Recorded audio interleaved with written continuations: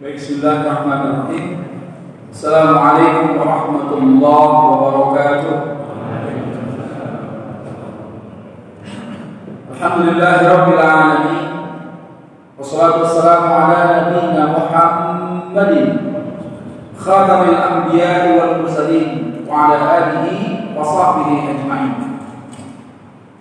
Yang dirahmati Allah Subhanahu wa taala, alhamdulillah kembali Allah mempertemukan kita. Mudah-mudahan pertemuan ini menjadi wasilah di mana Allah Subhanahu wa taala mudahkan segala urusan-urusan kita. Allah berikan kita kesehatan sehat walafiat, yang sakit di antara kita semoga Allah angkat dan sembuhkan penyakitnya. Dan kita sama berharap mudah-mudahan Allah pahamkan kita, Allah tambahkan wawasan keislaman kita, yang mudah-mudahan ilmu yang akan disampaikan pada kesempatan ini bisa menjadi hujah yang cukup kuat dalam rangka kita meningkatkan kualitas amalan kita dari hari ke hari di hadapan Allah Subhanahu wa taala. Semoga kita tetap istiqamah untuk terus mengkaji menggali apa-apa yang pernah disampaikan lewat tangan para ulama kita. Mudah-mudahan ilmu itu sampai kepada kita sekalian insyaallah. Sebagai pembuka untuk memotivasi kita tentang amalan yang pagi hari ini kita lakukan di dalam satu hadis, bagaimana Rasulullah SAW beliau bersabda, hadis riwayat Abi Umamah, Anin Nabi sallallahu alaihi wasallam qala, man ghada ilal masjid. Rasulullah bersabda, siapa yang menyengaja berangkat ke masjid, la yuridu illa an yata'allama khairan aw ya'lama, yang dia datang ke masjid itu enggak lain kecuali dia menginginkan untuk bisa belajar kebaikan, bahkan mengajarkannya kebaikan itu. Jadi kata khairan ini bermakna ad-din, ya, kita datang ta'lim, menuntut ilmu ke masjid ini. Maka kata Nabi, kana lahu ka'ajri hajin taman hajjatuhu, maka dia akan mendapatkan pahala haji yang sempurna hajinya.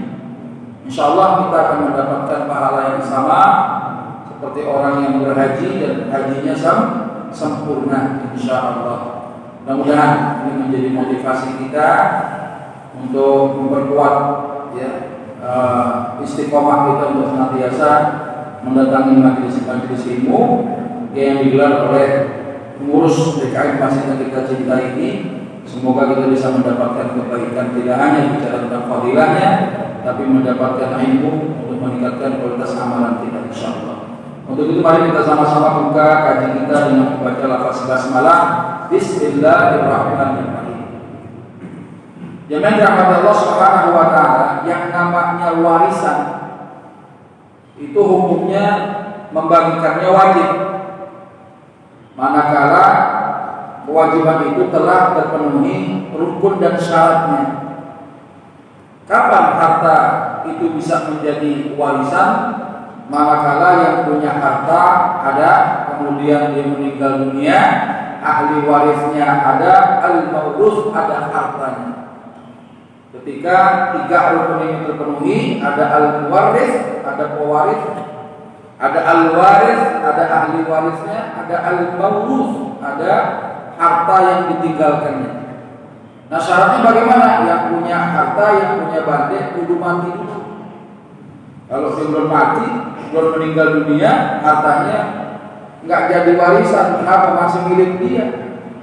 Makanya kalau ada anak yang tiba-tiba nuntut warisan, bapaknya masih hidup, dia nggak bisa. Kenapa? Yang punya harta, yang punya bandek masih hidup. Sama aja sampai bapak juga cepat mati. Ya, minta warisan deh, bapak masih sehat gitu. Ya, syaratnya harus yang punya harta kudu meninggal dulu. Pada saat si pewaris wafat, ahli warisnya hidup. Ya, jadi orang yang disebut ahli waris dia hidup pada saat detik, menit, jam, hari di mana seorang pewaris itu wafat. Ya, misalnya ada anak meninggal dunia, tinggalkan orang tua, dia punya bini dua. Ya, dia punya anak betul. Nah, ketika yang meninggal si anak ini, dia punya orang tua. Anak yang meninggal kalau punya harta, dia disebut pewaris. Yang jadi ahli warisnya siapa? Ayah ibunya masih hidup, jadi ahli waris, dapat warisan. Bininya dua, akor-akor aja itu bini. Ya, dia masih hidup, masih terikat dengan pernikahan, jadi ahli warisnya dapat warisan. Anak-anaknya dari pernikahan bini pertama dan kedua itu pun juga menjadi ahli waris. Bahkan kalau pernikahannya nikah siri, pernikahannya halal, menjadi sebab saling mewarisi. Kita nggak perlu ulang lagi, baru lewat pelajaran itu. Ya, nah sehingga kalau rukun dan syaratnya terpenuhi, wajib hukumnya segera dibagikan. Karena harta si mayit ketika yang punya meninggal dunia, hartanya dianggap nggak ada tuannya, nggak ada pemiliknya, dan itu bahaya kalau dijamin. Ya, si pulang meninggal punya bandek, mau banyak mau dikit, itu nggak ada tuannya. Kalau harta nggak ada tuannya, bahaya. Kenapa bahaya? Bisa berpotensi dirampas oleh orang yang nggak berhak. Ya, ada potensi kezaliman, ada potensi orang memakan harta yang bukan haknya. Maka harta warisan yang belum dibagi sebenarnya itu harta haram. Kenapa disebut dengan harta haram? Karena pemiliknya belum tahu siapa. Kalau pemiliknya ketahuan, bahkan gua anaknya bang, babi kita meninggal, kita ini anaknya, ahli waris, betul. Tapi hak lu seberapa bagian? Berapa bagian hak kau itu? Dia kagak tahu. Ya, padahal harta yang gak ada tuannya nggak boleh dicari-cari, bos. Nggak boleh kita kelola, nggak boleh kita olah kecuali kita segera menentukan siapa tuannya, siapa pemiliknya. Maka Islam memerintahkan kita untuk menyegerakan membagikan harta warisan yang ditinggalkan oleh si pemilik harta itu. Jadi kalau ada harta yang nggak bertuan, bahaya. Yang bertuan lagi juga banyak orang masih nyerobot. Antum beli rumah tiba-tiba sertifikat ganda. Ya, sampai di pengadilan kita kalah, duit hilang, waktu habis, rugi kita. Kenapa? Yang ada tuannya aja masih ada orang yang merampas, apalagi yang nggak ada tuannya. Antum tinggal di komplek sebelah rumah kosong, ada tanah, nggak bisa kita main olah aja walaupun niatnya baik. Gue cangkul aja di tanah, gue tanamin singkong dah, ya, tanamin segala rupa, cabai dan lain-lain gitu, ya.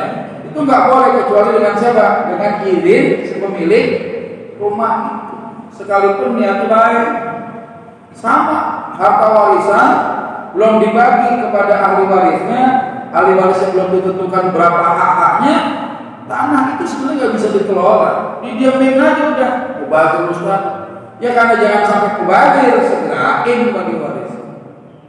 Ya jangan karena alasan baik gitu, ya ada tanah warisan nunggu pohon duren, durennya berbuah, boleh nggak diambil? Boleh kan? Ya kagak boleh, yang punya pemilik kagak tahu. Ya tanah itu warisan, belum dibagi warisan, ya hak warisnya belum ketahuan berapa bagiannya. Tiba-tiba kita main ambil lagi, kan gua anak si babe gua meninggal itu kebun babe gua. Yang namanya yang punya orang tua meninggal, dia bukan sebagai pemilik lagi. Si mayit tidak dianggap sebagai pemilik kebun yang ada pohon durian berbuah banyak itu. Ahli warisnya bisa ngambil, entar dulu. Ya hakku berapa? Ya bagaimana cara membaginya? Kalau durian diturunin semua, hanya dikuasai 1-2 orang ahli waris, kemudian dimakan sebagian, dijual sebagian, dia memakan harta haram sebenarnya. Ya karena harta nggak bertuan, kudu disegerain bagi waris. Ya ini orang kagak paham, asik-asik aja udah. Saudara 5, yang kaya 4, yang susah 1. Yang 4 mau udah tenang-tenang aja dah, lu pakai aja. Ya kita nggak bisa mengizinkan ya harta yang belum kita miliki. Bagaimana caranya kita mengikhlaskan sesuatu yang itu belum menjadi milik kita? Harta yang masih di sisi Allah sebagai pemilik ketika harta yang dimiliki seseorang yang punya meninggal, bahwa malullahi azza wa jalla itu hartanya kembali dulu kepada Allah. Yu'tihi man yasha, Allah kembali kepada siapa yang Allah kehendaki dengan aturannya. Warisan itu ada di sisi Allah itu kan. Dibagi, kita terima, baru jadi hak kita. Lo mau pakai, ya, lo mau sewain, lo mau kasih saudara lo, terserah. Gitu kenapa? Balik pada punya gitu. Ya, tapi ada warisan, tanahnya sepetak misalnya begitu. Kita sebagai calon ahli waris, ketika pewaris meninggal jadi ahli waris, itu belum tentu kita mendapatkan bagian harta warisan itu kecuali yang memenuhi beberapa persyaratan. Dan ini sudah kita bahas pada pertemuan yang dulu banget kelamaan. Ya, pertemuannya baru sekarang lagi. Ya, mudah-mudahan antum masih ingat. Nah sekarang masalahnya bos, kalau ada nih pewaris meninggal punya harta bejibun, tapi ahli warisnya kagak ada. Ya, ahli warisnya kagak punya. Yang banyak kerabat yang bukan ahli waris. Ini ngalamin nih kasus terakhir yang saya hadepin. Seorang janda tua, ya, lakinya kagak ada, anaknya meninggal duluan. Ya, yang jalur usul udah kagak ada, saudaranya kagak punya. Ya, kemudian juga kalau saudara nggak ada, anak meninggal, suami udah duluan meninggal, tinggalkan harta berupa rumah. Ya, rumah kemudian jadi warisan. Kenapa? Si janda yang tuanya meninggal. Cuma masalahnya nggak ada ahli warisnya satupun. Lagi mau dibahas masalah kemana ini harta, konon sertifikat rumah dititipkan kepada pengurus masjid dekat komplek, ya, rumahnya si mana si mayit ini tinggal. Ya, ternyata ada 30 orang datang ke masjid ngaku-ngaku saudara. Saya ininya Ustaz, saya ininya, saya anunya. Ketika dimusuri ternyata jauh banget. Ya, udah nggak jelas urusan hubungan kekerabatan. Nah sekarang masalahnya ini bandit mau dikemanain nih?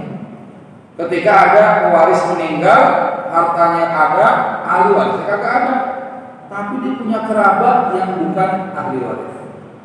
Ya, nah ini disebut dengan dawil arham. Ya, di sebelah nanti. Berarti nggak nyala-nyala ya?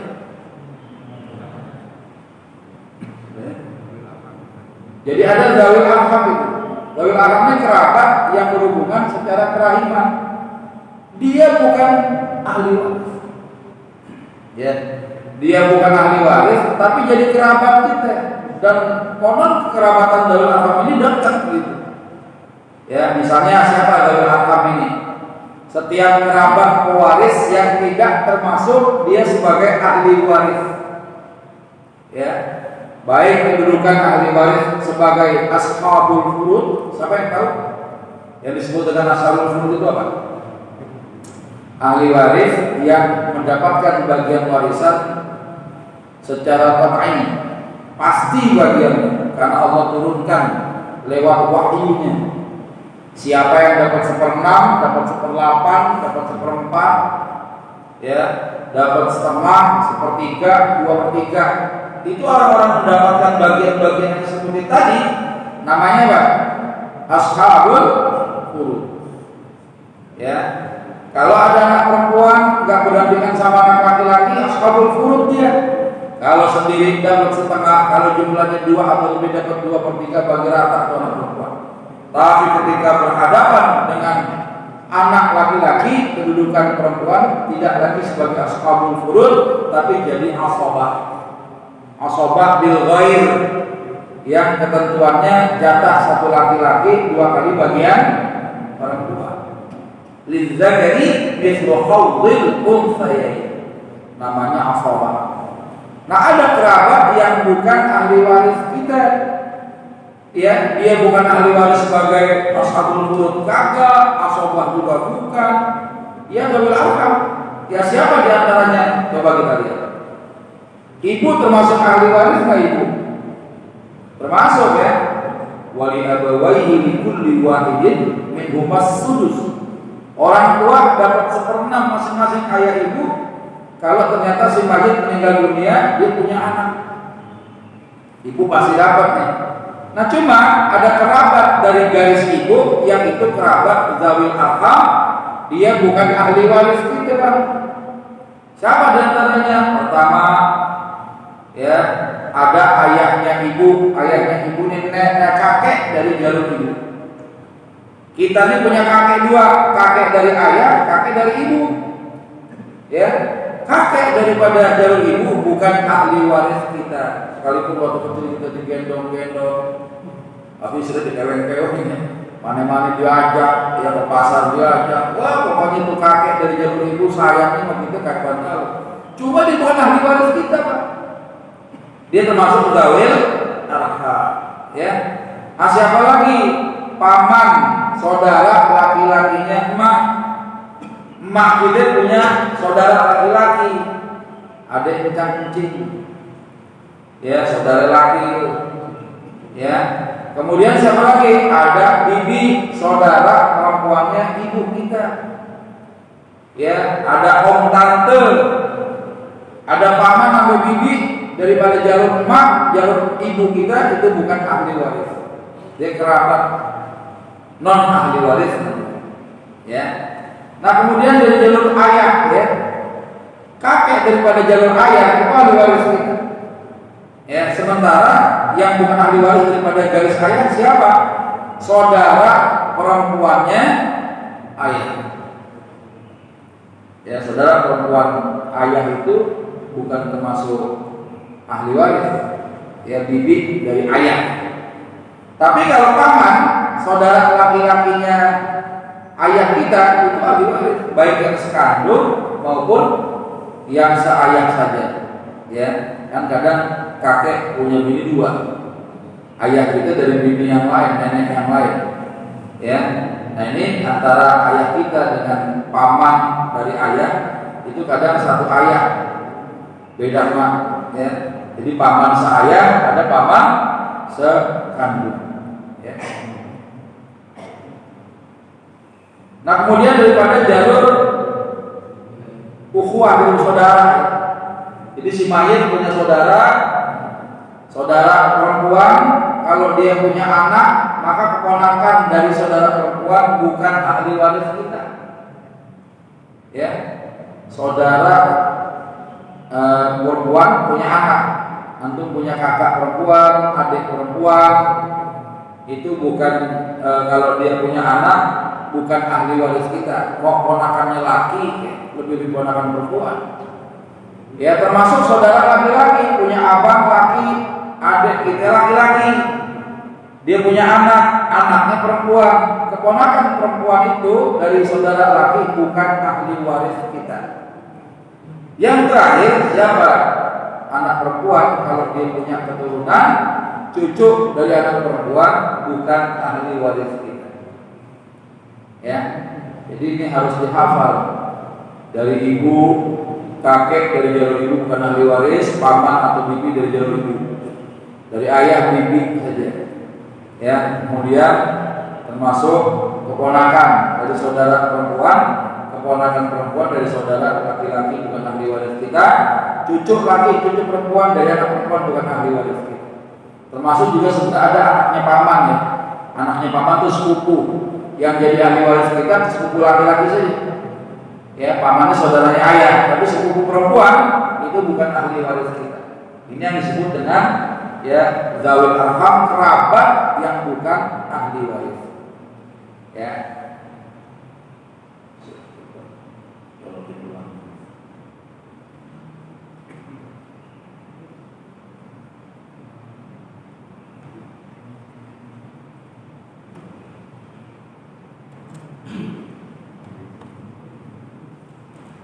Nah kemudian ada beberapa pendapat ulama tentang kedudukan zawil arham ini, ya.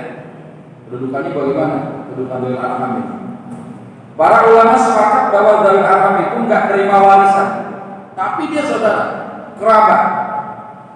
Karena dia bukan termasuk ahli waris, sehingga tidak ada hubungan sebab saling mewarisi. Ya, tapi ada kasus di mana ketika seorang meninggal dunia, dia enggak punya ahli waris, tapi dia punya zawil arham banyak banget. Ini banditnya mau dikemanain? Kalau mau dibagi kepada dawil arham, cara ngitungnya gimana? Karena nggak dijelaskan bagian-bagian dawil arham ini karena bukan ahli waris. Apakah kerabat yang bukan ahli waris ketika seorang pewaris wafat tidak meninggalkan ahli waris, kira-kira dapat apa enggak? Ya, bisa mendapatkan warisan apa enggak tuh kira-kira? Ya. Nah, di sini ulama berbeda pendapat. Ada kelompok ulama yang menyebutkan kerabat yang bukan ahli waris enggak berhak dapat warisan. Ya. Mereka mengatakan bahwa harta waris itu tidak ada ashabul furud, tidak ada kelompok ashabah yang mengambilnya, maka ada ulama yang menyatakan warisannya ini hartanya dilimpahkan kepada negara lewat baitul mal. Jadi miliknya kaum muslimin. Ya, jadi harta si fulanah yang meninggal, kalau dia punya kerabat non ahli waris, itu nggak berhak. Kata kelompok yang pertama, serahin aja ke negara. Kalau kita mungkin ada lembaga Basnas ya, Badan Amil Zakat Nasional misalnya begitu, di tiap daerah kan ada. Serahin aja tuh. Jadi wakafnya si mayit menjadi milik kaum muslimin, katanya begitu. Ini diantaranya pendapat siapa? Pendapat Al-Imam Asy-Syafi'i ya, dengan ashabnya ulama Asy-Syafi'iyah yang menyatakan bahwa baitul mal itu berhak ketimbang saudari yang bukan ahli waris itu. Ya.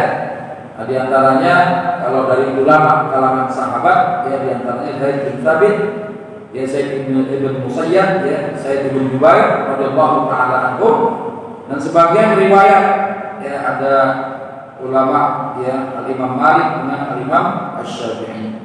Jadi Imam Malik dan Imam Syafi'i itu berpendapat sama terkait dengan kedudukan harta yang enggak ada ahli warisnya, sementara dia punya kerabat itu tidak lebih tinggi kedudukannya ketimbang kaum muslimin, sehingga hartanya sahih aja ya, menjadi wakafnya milik kaum muslimin ya. Nah, kemudian disebutkan dalam riwayat ini ya, ketika Rasulullah ditanya terkait dengan al-ammah wal khalah ya, tentang terkait dengan warisan bibi, baik itu daripada garis ayah maupun dari ibu ya. Ketika ada sahabat tanya, Rasulullah, bagaimana tuh hak waris seorang bibi, baik itu daripada jalur ayahnya si mayit ya, maupun daripada jalur ibunya si mayit. Ya, kemudian malaikat Jibril datang menghadap Nabi memberi informasi. Ya, la miratha lahuma, ya, beliau mendapatkan informasi bahwa dari keduanya tidak ada hak menerima waris sedikit pun. Nah, jadi ini kerabat ya, kerabat non ahli waris, dia tidak dapat warisan sedikit pun. Dalam riwayat ini yang kemudian menjadi argumentasi fikih ya, menjadi hujjah ulama Al-Malikiyah Wasy-Syafi'iyah yang berpendapat bahwa kerabat yang bukan ahli waris, ketika ada seorang meninggal dunia tidak ada ahli warisnya, maka kerabat ini tidak berhak menerimanya. Yang berhak menerima adalah kaum muslimin, karena harta yang tidak bertuan itu milik kaum muslimin. Ya, setiap orang itu bisa menguasainya, setiap orang itu berhak untuk mendapatkannya. Makanya kalau ada harta temuan ya, di tempat banyaknya orang warawiri, tiba-tiba antum nemu duit 100 ribuan, ya kita ambil ya, karena uang 100 ribu semua orang sama, nggak ada ciri yang khas. Maka uang 100 ribu itu buat yang nemu itu, ya nggak ada tuannya. Tapi kalau nemu duit 100 ribu di rumah teman, ya di kamar teman, Ustaz, aneh nemu duit 100 ribu di mana? Di meja kamarnya teman, itu bukan nemu. Ya, situ ngambil, kenapa pemiliknya ada? Ya, nah di masjid ini sekarang kita lagi kumpul di sini. Tiba-tiba mertua lagi selesai acara biasa, beliau tuh ya kembali merapikan tempat, barangkali ada ya sampah yang tercecer gitu ya. Tiba-tiba lagi bersih-bersih ya, ada nemu uang ya 200 ribu dilipat gitu, dipulung-pulung gitu. Tapi tempatnya di masjid. Nah, tempat masjid ini kan umum. Ya, kalau mau diumumkan silakan. Umumkannya harus pakai strategi. Diumumkan misalnya di mana? Ini nggak boleh nih pakai toa ini, karena dia informasi masuk ke dalam. Ngomong ini juga jangan di atas mimbar, jangan di dalam masjid, tapi ngomong di mana? Di pintu-pintu tempat orang keluar masuk masjid. Tuh tempatnya di luar. Makanya masjid-masjid yang dibangun harus ada pusat informasi. Yang kehilangan nanya ke situ, jangan nanya kemari atau dia nyari-nyari. Ya dikasih mikrofon suruh ngomong. Saya jamaah sekalian kehilangan apa? Kehilangan kehormatan saya. Oh nggak ada, kagak ada kehilangan di masjid. Nyarinya di luar aja bang. Ya. Nah jadi kalau ada nemu kita harta gitu, tahu misalnya handphone ada cirinya kan, warnanya, mereknya apa kan gitu. Nah kita informasikannya jangan kita gitu ya. Yang merasa kehilangan lapor pengurus, datang tuh. Saya kehilangan handphone. Oh kehilangan handphone ya. Ya jebak dulu. Biasanya kalau handphonenya warna hitam, antum jangan bilang warna hitam. Kira-kira kalau itu handphone bapak, kira-kira nih pak, warnanya hijau bukan? Ya kalau dia bilang, oh iya warnanya hijau. Oh saya pak, saya nggak ngomongin handphone warna hijau. Ya itu cara ngejebak. Ya jadi jangan memberikan ciri-ciri yang memang jelas kita temukan supaya kita tahu siapa pemiliknya. Nah, kita kembali nih. Jadi kalau harta yang tidak bertuan itu setiap orang itu bisa menguasai dan berhak menjadi milik umum namanya. Ya, tapi kalau ada harta yang tadi ada pemiliknya siapa ahli waris, ya kerabat itu nggak berhak. Termasuk kalau nggak ada ahli warisnya, dia nggak berhak juga berdasarkan riwayat ini. Ini kata ulama kelompok pertama. Ya. Nah kemudian ada kelompok pendapat yang kedua, kerabat non ahli waris berhak dapetin warisan. Antum kan gak mungkin baik-baik sama tetangga kalau saudara terlantar, ya kan? Sama teman mau baik, bang kita habis taklim nih, kita nongkrong di tupat padang pinggir jalan teman. Kenapa ya? Habis ini gak dikasih sarapan. Kita nongkrong aja di sana, ya. Akhirnya apa? Kita makan. Kalau teman-teman itu traktir. Ya tapi kadang-kadang saudara enggak begitu, ada begitu. Orang model begitu ada. Baiknya sama teman, tapi sama saudara. Ada suami baik sama teman kerjanya, sama bini pelitnya waktu dulu. Tapi kalau sama temannya, paling gagah udah. Ya dompetnya nggak ada rapet-rapetnya. Ya kalau lagi makan, pengen dia bayarin aja dia bayarin. Ya tapi kalau bininya mana nih susah banget. Ada tukang cilok lewat aja anak minta kagak dikasih. Pak minta cilok pak, aduh lagi viral cilok. Ya nggak dikasih. Tapi itu orang tua ya, itu ayahnya kalau di kantor gagah pak. Ini kan nggak kesan, nggak punya adab dia. Bagaimana antum membahagiakan orang lain, sementara saudara kerabat kesusahan? Bagaimana mungkin antum mewakafkan seluruh harta milik antum sementara ada kerabat kita yang susah? Kan nggak bisa.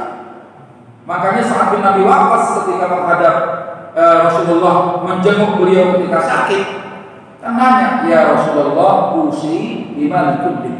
Ya Rasulullah, saya mau wakaf nih, saya mau berwasiat, harta saya mau saya kasih kaum muslimin semua. Boleh nggak ya Rasulullah? Ya. Separuh gimana ya Rasulullah? Kagak boleh. Kalau sepertiga udah termasuk banyak. Kenapa? Karena 2/3 itu milik ahli waris, termasuk kerabat juga. Ini kalau antum punya hartanya itu kena objek zakat. Ya, ada saudara nih yang tidak kita nafkahi hidupnya, dia termasuk 8 asnaf itu. Kalau enggak fakir, dia miskin. Ya, ada kemudian sisa ya kategori mustahil, maka saudara itu lebih utama ketimbang orang lain. Dasarnya apa? Ada seorang wanita kaya namanya Zainab. Zainab itu punya suami namanya Abdullah bin Mas'ud radhiyallahu taala anhu. Zainab nanya sama Nabi, ya Rasulullah, ada wanita kaya, istri kaya, kalau dia punya harta mau bayar zakat, boleh nggak kasih zakatnya sama suaminya? Ya, suaminya dikasih zakat, Pak. Kata Nabi, na'am, boleh, laha ajran, dia dapat 2 pahala. Jadi ibu-ibu yang punya gaji gede, ya, punya zakat malnya kencang, suami pengangguran, kagak mampu. Suami miskin, panggil suami, "Bang, sini bang, apa ini ada zakat kontrakan saya buat apa?" Boleh nggak tuh suami dapat zakat dari bininya? Boleh. Tapi kalau istri boleh nggak dapat zakat dari suaminya? Boleh nggak? Kagak boleh. Untuk suami wajib nafkahin.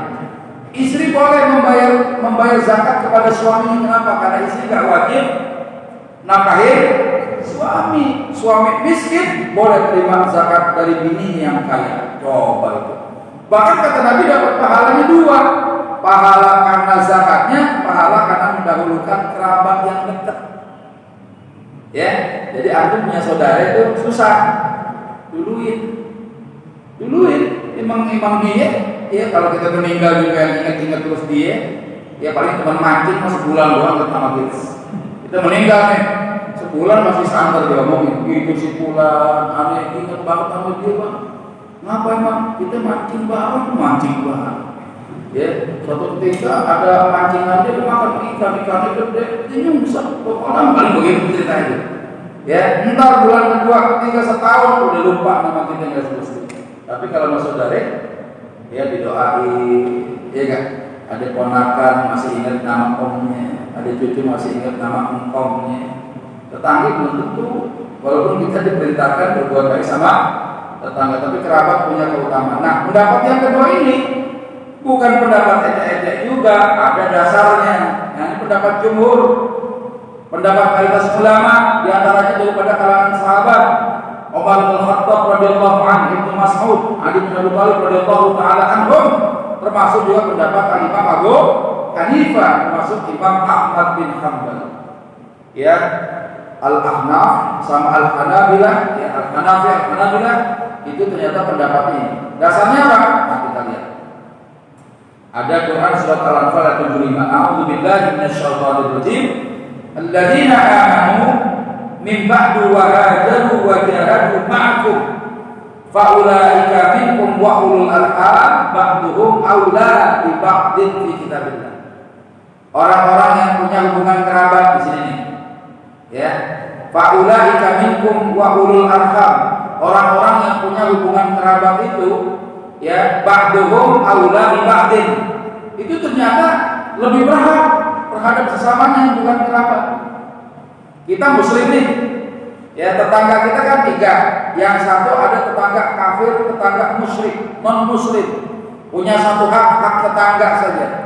Maksudnya bagaimana hak tetangga? Antum nggak boleh merampas hak tetangga.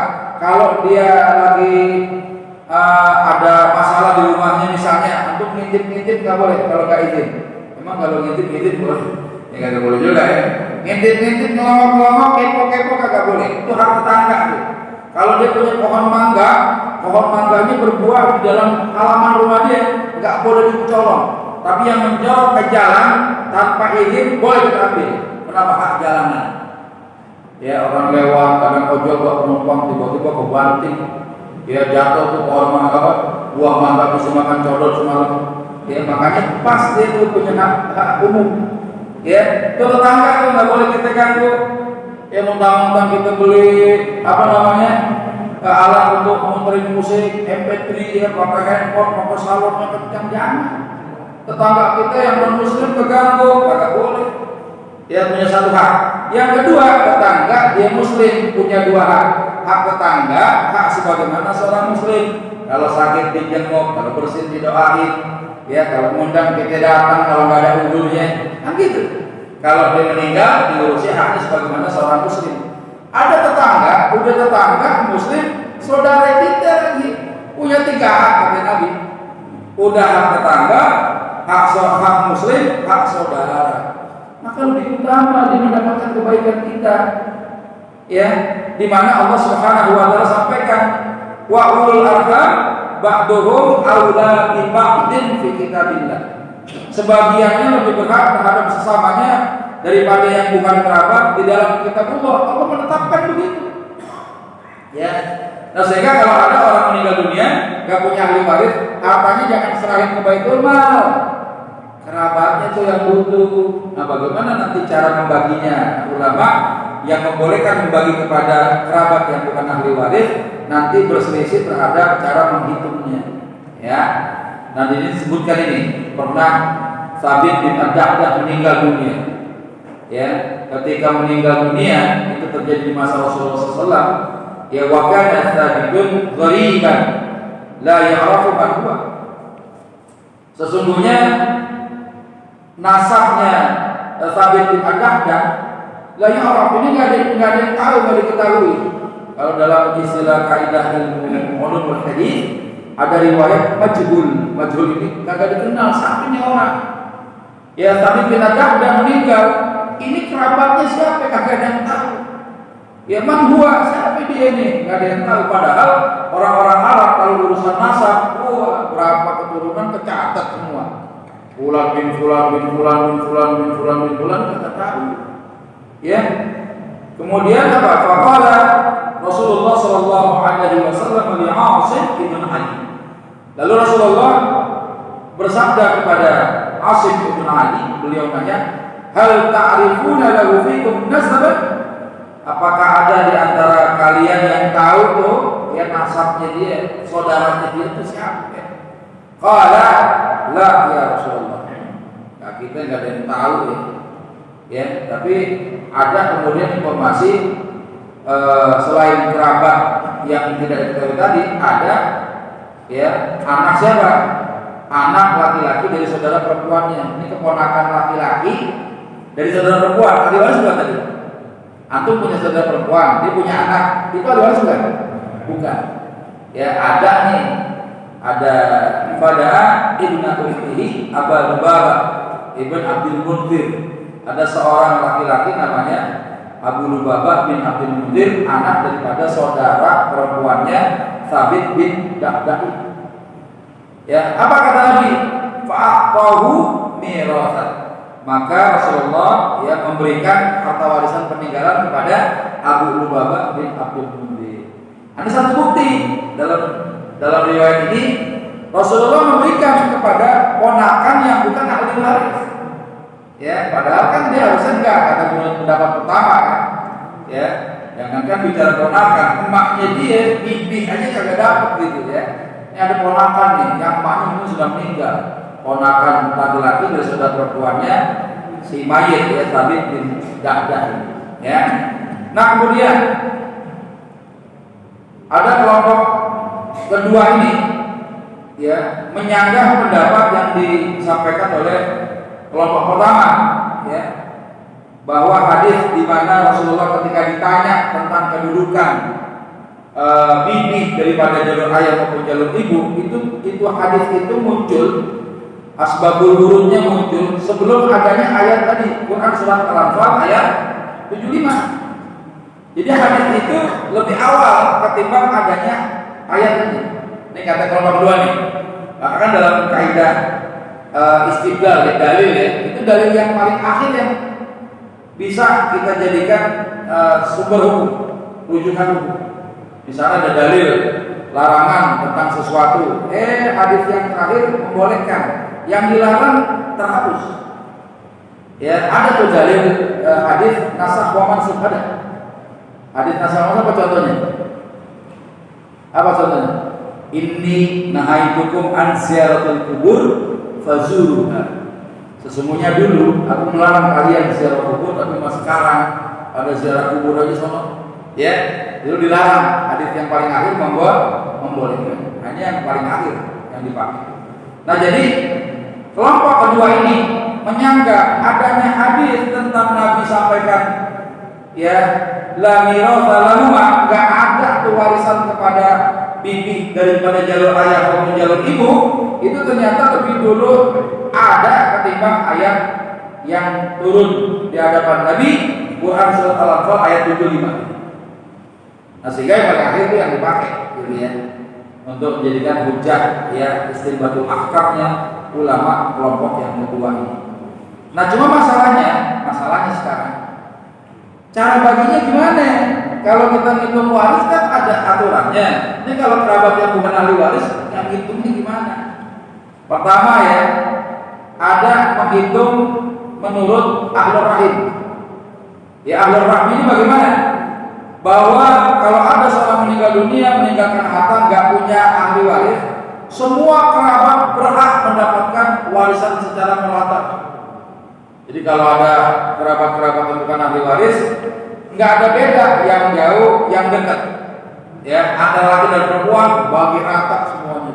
Pokoknya dia kerabatnya. Mau yang tinggal di Lampung, tinggal di Kalimantan, ya selama dia masih berhubungan kerabat sama mayit, dia bukan ahli waris, bagi rata aja tuh. Kenapa bagi rata boleh untuk kerabat yang bukan ahli waris? Karena kagak ada aturannya. Sehingga ini terkait dengan ijtihad ulama, ya. Jadi gampangnya bagi rata aja semua, nggak bedain laki perempuan. Karena dia bukan ahli waris, ya. Uangnya pada harta kerahiman aja, ya. Nah misalnya nih, seorang wafat meninggalkan cucu perempuan dari anak perempuan, keponakan perempuan dari saudara perempuan, termasuk saudara perempuan ayah, saudara perempuan ibu, terakhir keponakan laki dari saudara laki-laki yang seibu.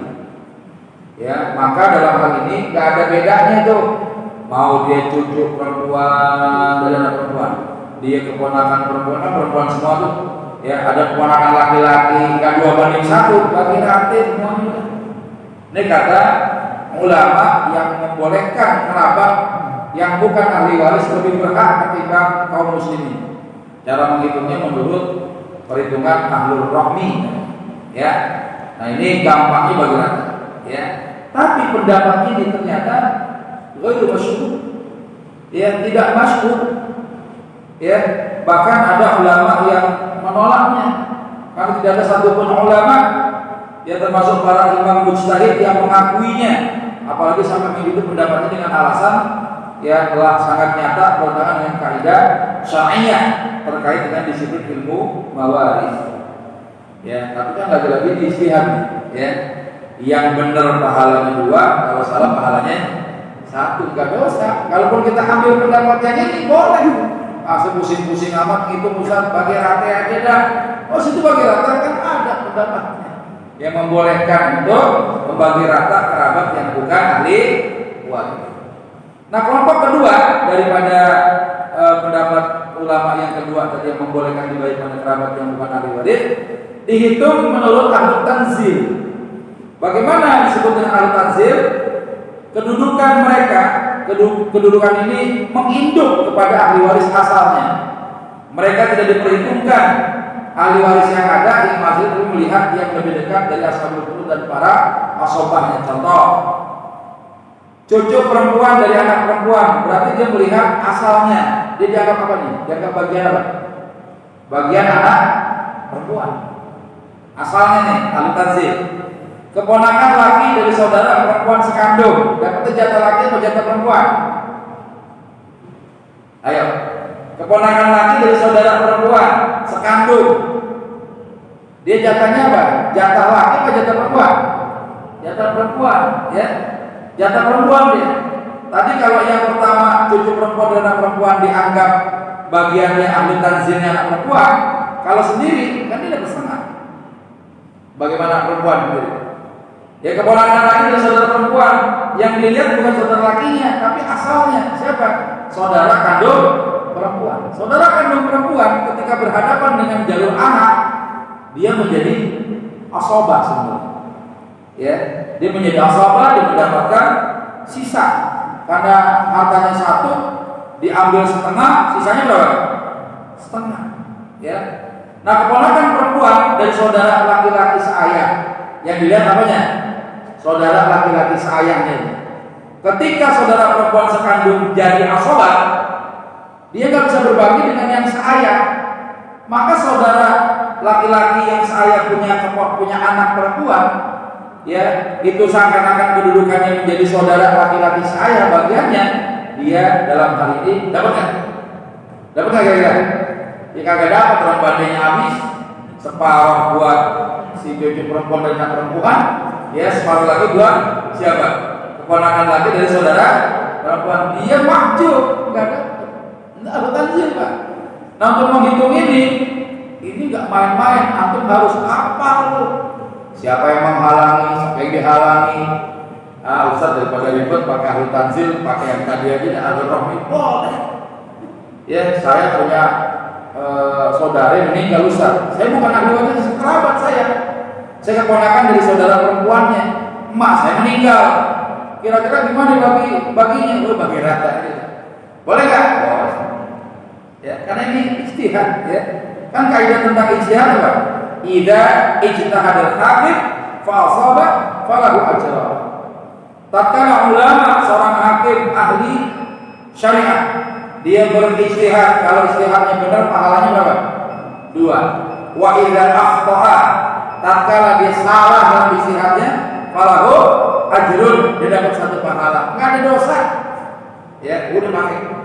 Ya, asik kan? Asik. Perbedaan pendapat ulama memudahkan kita taat Allah. Ya, jangan nanti menjadi kambing hitam, jadi berantemnya. Enggak boleh. Ya, ini contoh aja. Ya, aku tanzil ya. Saya enggak mau nyontohin banyak-banyak. Ya, bagaimana sisanya? Makin puyeng kalau saya kasih tahu.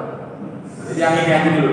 Karena cukup 2 pendapat ini, antum pakai salah satunya itu sudah cukup. Ya, baik. Ya, saya rasa materinya sampai di situ ya. Saya nggak memperpanjang materi ya, karena saya yakin nanti antum ngebul juga nih. Ya, malah puyeng ya. Ibarat bayi nyusunya kebanyakan gumoh. Ya, imunnya ditambah terus muntah-muntah ya. Ya baik, sebelum ditutup ada pertanyaan nggak? Silakan. Silakan.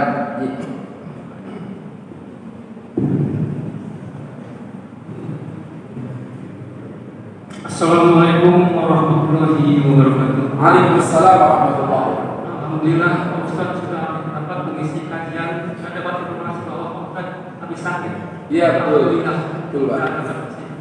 Nah, ada pertanyaan Ustadz. Orang tua saya punya anak 9. Laki perempuan? Laki 45, perempuan 4. Ya. Yang laki sudah meninggal dengan ibu. Yang laki sudah meninggal dengan ibu sendiri. Bapak sudah meninggal dengan ibu.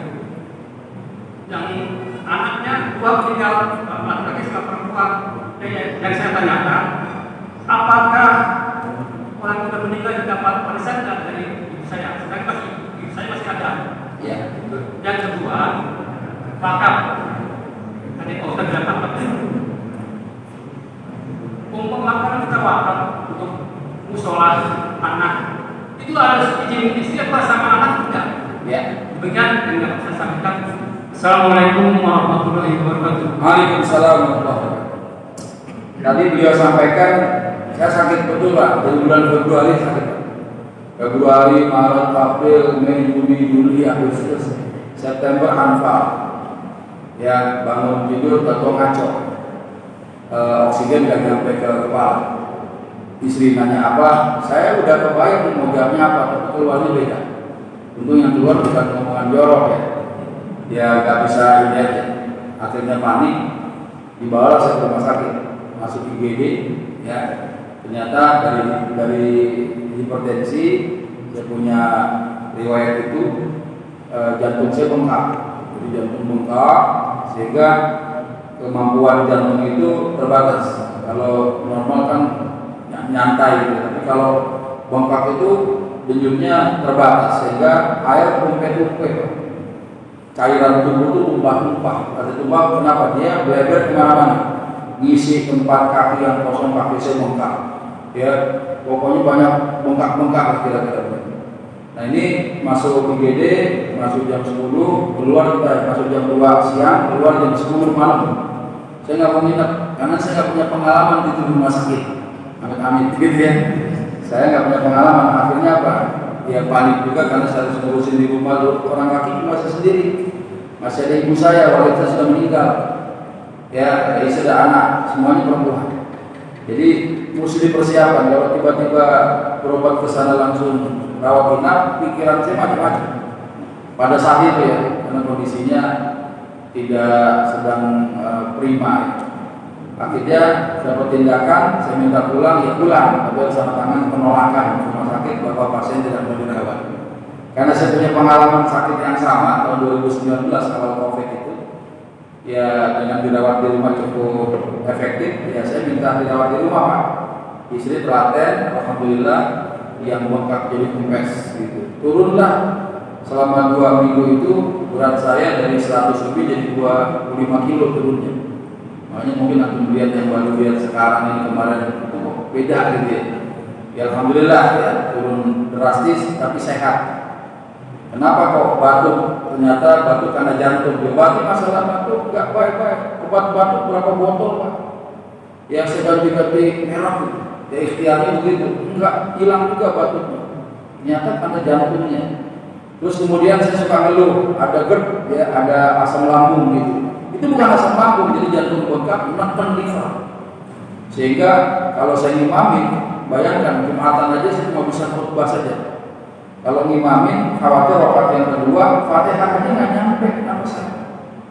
Ya, cengkok gandumnya hilang, kecebok gandum. Ya, cengkok baca morotalnya aja jadi kagak enak gitu ya, karena memang napasnya ngos-ngosan. Tapi alhamdulillah saya ya kembali dirawat gitu di rumah seminggu, ada kemajuan, ya kontrol lagi, dikasih lagi tambahan obat untuk sebulan. Ya tapi alhamdulillah sekarang ya udah tinggal kontrol aja, ya tinggal mau aja apa enggak gitu. Karena saya ngerasa udah sehat gitu, ya udah ngajar lagi. Alhamdulillah sekarang kita diturunkan oleh Allah. Saya sih mendoakan kita semua, semoga kita tetap sehat walafiat. Kalaupun ada sakit yang gugurin dosa kita, sakit minum obat warung kelar dah. Ya kuyang-kuyang minum obat warung kelar. Masuk angin beli di warung selesai. Insyaallah ya nggak sampai kita urusannya ambil rumah sakit ya. Ini termasuk ini orang susah itu jangan sampai sakit karena biayanya mahal. Dan saya rasain ya, luar biasa. Nah, jadi kita kembali nih. Di pertanyaan pertama, kalau ada ayah meninggal, anaknya 9, bininya 1, subur banget tuh bini, anaknya 9. Ya, si ayah meninggal. Ketika ayah meninggal, warisan sudah dibagi belum? Belum. Kemudian ada anaknya meninggal. Ya, ada berapa anak meninggal? 2 laki perempuan, laki dan perempuan.